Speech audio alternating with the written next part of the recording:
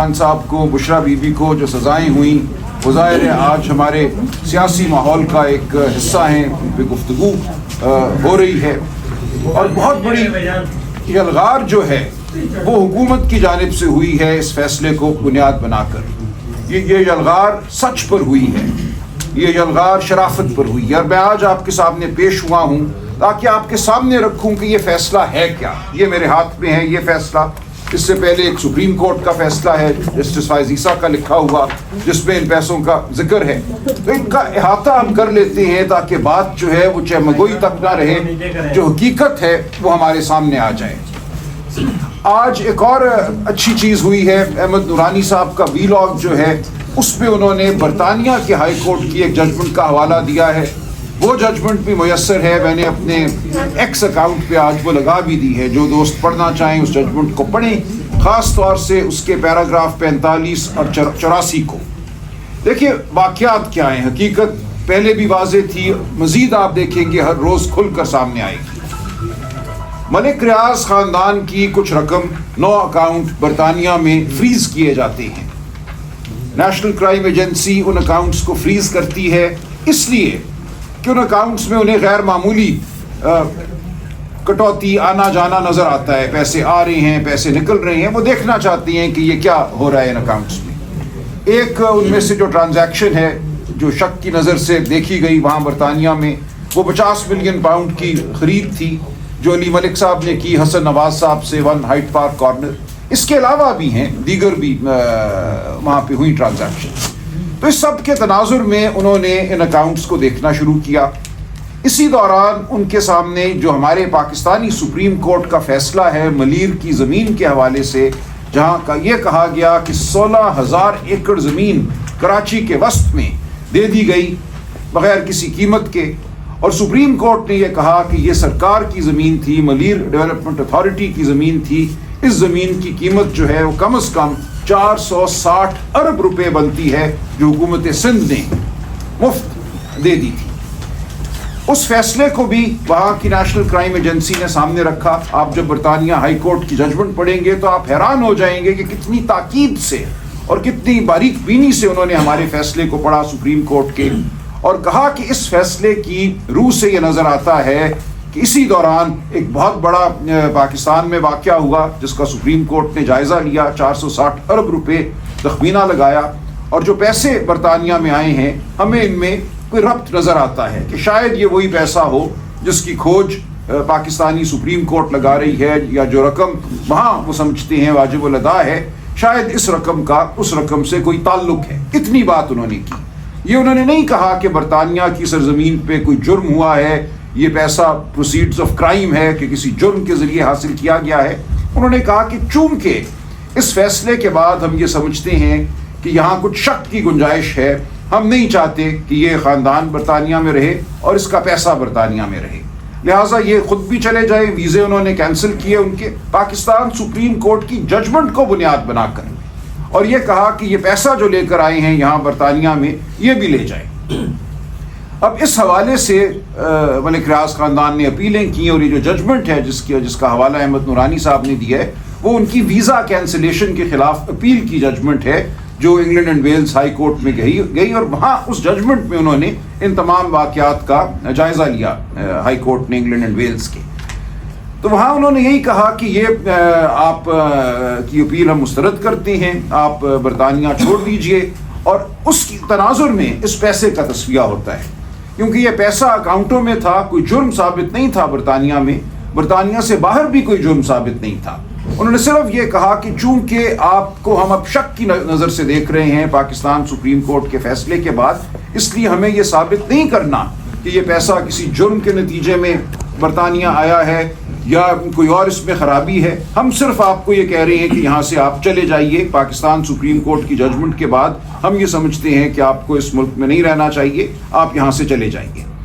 तो एक मायदा होता है मलिक रियाज ख़ानदान, अली मलिक साहब और नेशनल क्राइम एजेंसी के दरमियान। उस मायदे की भी जो चीदा बातें हैं वो इस England and Wales high court के फैसले में आ गई हैं। ये पहली बार वो मायदा अब हमारे सामने आया है, अगरचे पूरा मायदा सामने नहीं आया, लेकिन उसकी जो अहम शिकें हैं वो उन्होंने उनका जिक्र इस फैसले में कर दिया है। پیراگراف 45 اور 84 میں. England and Wales high court کہتی ہے کہ یہ ایک بائی لیٹرل معاہدہ ہے، یعنی کہ دو فریقین کے درمیان معاہدہ ہے. ایک طرف علی ملک صاحب ہیں، دوسری جانب نیشنل کرائم ایجنسی ہے. اس میں حکومت پاکستان کا کوئی عمل دخل نہیں ہے. یہ دو فریقین کا معاہدہ ہے. اس معاہدے میں یہ لکھا ہوا ہے کہ جو رقوم وہاں فریز کی گئی ہیں، جو اکاؤنٹ وہاں فریز کیے گئے ہیں، ان کو ڈی فریز کیا جائے گا، اور وہ رقم جو ان اکاؤنٹس میں موجود ہے اس کو پاکستان میں سپریم کورٹ کے اکاؤنٹ میں منتقل کیا جائے گا، جو اکاؤنٹ کھولا گیا ہے بحریہ ٹاؤن کی طرف سے واجب الادا 460 بلین روپے کی ادائیگی کے لیے، اور یہ ادائیگی ہونی ہے ملیر ڈیولپمنٹ اتھارٹی کو. لہٰذا اس فیصلے میں اس معاہدے میں یہ لکھ دیا گیا، اور فیصلے میں اس کا ذکر ہے کہ یہ رقم ہم ریلیز اس لیے کر رہے ہیں کہ آپ اس کو لے کر جائیں گے پاکستان سپریم کورٹ کے اکاؤنٹ میں ڈالنے کے لیے، وہاں ڈالیں گے آپ. اور براہ راست یہی ہوتا ہے. پھر 6 نومبر 2019 کو یہ معاہدہ ہوتا ہے علی ملک اور نیشنل کرائم ایجنسی کے درمیان. اسی دن 6 نومبر کو نیشنل کرائم ایجنسی ایک پریس ریلیز جاری کرتی ہے، اور اس پریس ریلیز کا بہت چرچا اس ججمنٹ میں بھی ہوا جو رانا ناصر جاوید صاحب نے دی، اور پہلے بھی ہوتا رہا ہے. اس پریس ریلیز میں نیشنل کرائم ایجنسی برطانیہ کی کہتی ہے that money will be returned to the state of Pakistan. اب یہ جو الفاظ ہیں اسٹیٹ آف پاکستان، ان کو لے کر ایک مفروضہ گھڑا گیا کہ یہ پیسہ تو خزانے میں آنا تھا، یہ اس اکاؤنٹ میں کیسے چلا گیا. شاید اس وقت کی حکومت نے، عمران خان صاحب نے کچھ ایسا کیا کہ اس کے نتیجے میں یہ پیسہ خزانے میں آنے کی بجائے سپریم کورٹ کے اکاؤنٹ میں چلا گیا، جہاں بحریہ ٹاؤن نے ادائیگی کرنی تھی ملیر کی زمین کی. یہ بالکل غلط مفروضہ تھا، اور آج یہ بالکل عیاں ہو گیا ہے کہ یہ جھوٹ پر مبنی مفروضہ تھا. معاہدہ ہی یہ تھا کہ یہ پیسہ براہ راست برطانیہ سے سپریم کورٹ کے اس اکاؤنٹ میں آئے گا جو کھولا گیا ہے ملیر کے پیسوں کی ادائیگی کے لیے. اور یہی ہوتا ہے.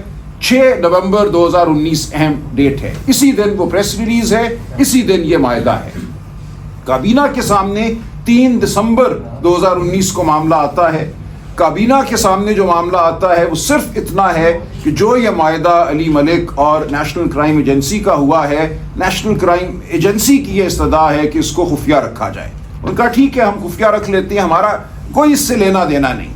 اس 3 دسمبر کی کابینہ کی میٹنگ سے پہلے 29 نومبر کو 100 ملین پاؤنڈ سپریم کورٹ کے اکاؤنٹ میں آ چکے تھے، یعنی کہ 6 نومبر کے فیصلے پر عمل درآمد بھی شروع ہو چکا تھا.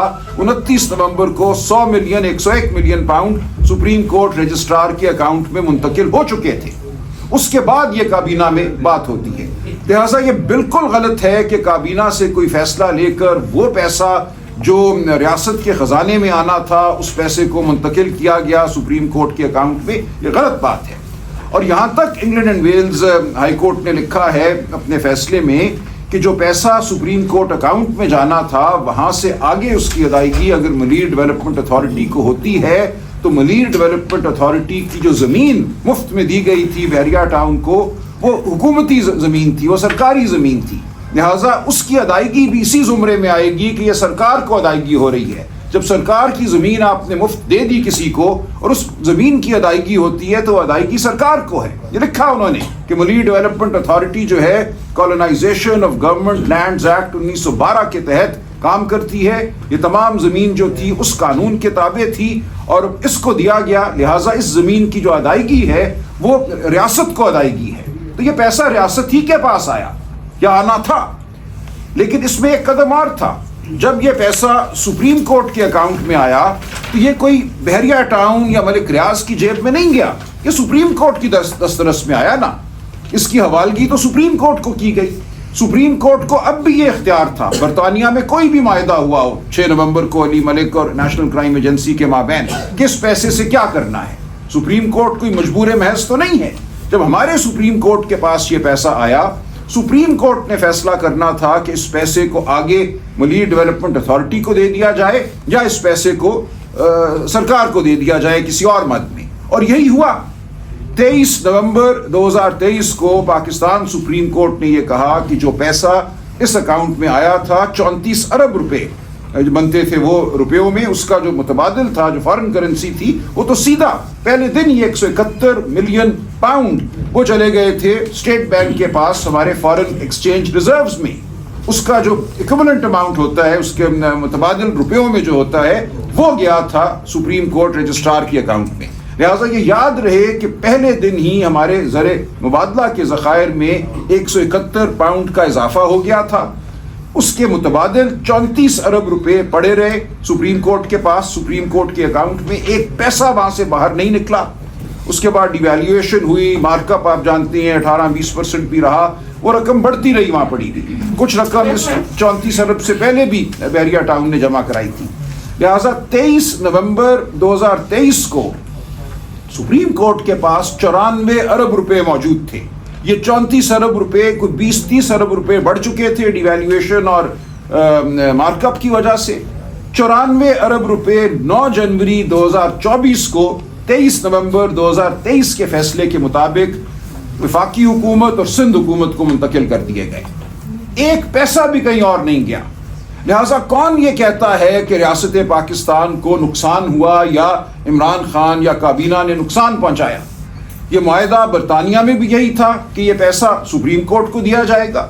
सुप्रीम कोर्ट के पास जब आ गया, सुप्रीम कोर्ट की सवाबदीद थी कि ये पैसा वो आगे मलीर डेवलपमेंट अथॉरिटी को देते या वो वफाकी हुकूमत या सूबाई हुकूमत को दे देते।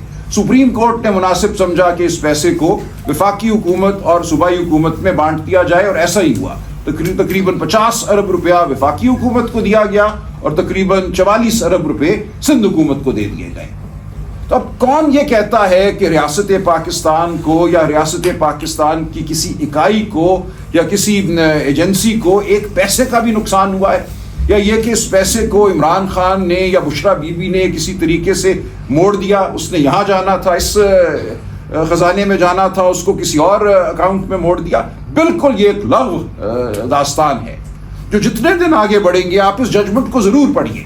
दोनों जो हमारी पाकिस्तानी जजमेंट्स हैं, सुप्रीम कोर्ट की 23 नवंबर 2023 की और ये राना नासिर जावेद की जजमेंट, इनको गौर से पढ़िए। और आज जो मैंने UK England and Wales high court की जजमेंट अपने एक्स अकाउंट पे लगाई है, उसको भी डाउनलोड करके आप पढ़िए, पैरा 45 और 84, और आप देखेंगे कि हकीकत क्या है। हकीकत खुलकर सामने आ चुकी है।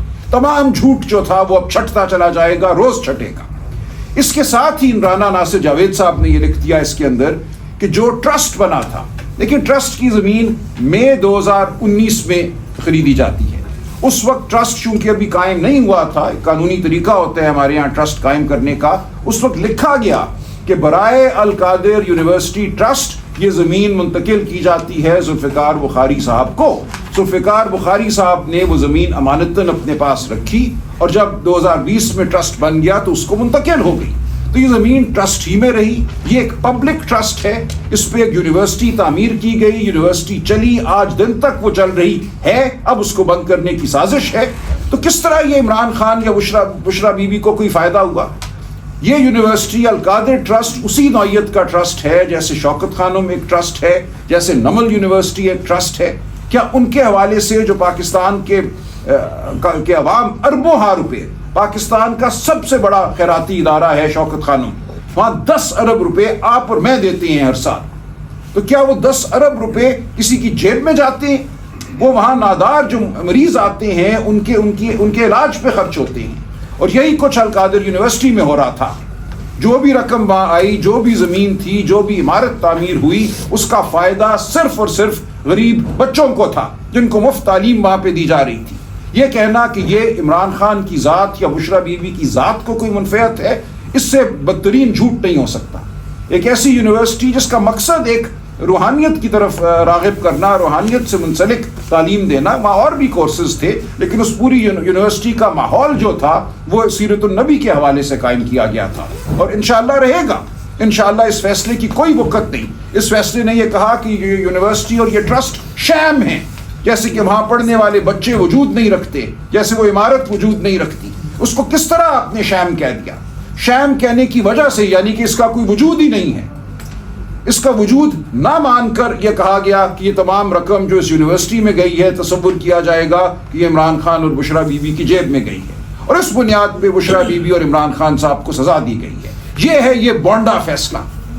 جس کے لیے ایسے ایسے لوگوں کو کھڑا کیا گیا جن کو نہیں کھڑا ہونا چاہیے تھا، جن کو اپنے وقار کا احساس کرنا چاہیے تھا. کوئی عالم ہے، کوئی اور رتبہ رکھتا ہے معاشرے میں، کم از کم واقعات کو جان تو نہیں، پڑھ تو نہیں. کسی کے کہنے پر آ کے جھوٹ کی طرفداری کرنا کسی کو زیب نہیں دیتا. تو میں پورے پاکستان کے عوام سے اپیل کرتا ہوں کہ حقیقت کو جانیں، ان فیصلوں کو پڑھنے کی کوشش کریں. جو نہیں پڑھ سکتا وہ سنیں، غور کریں. کسی پہ تو اعتبار آپ کو کرنا ہوگا.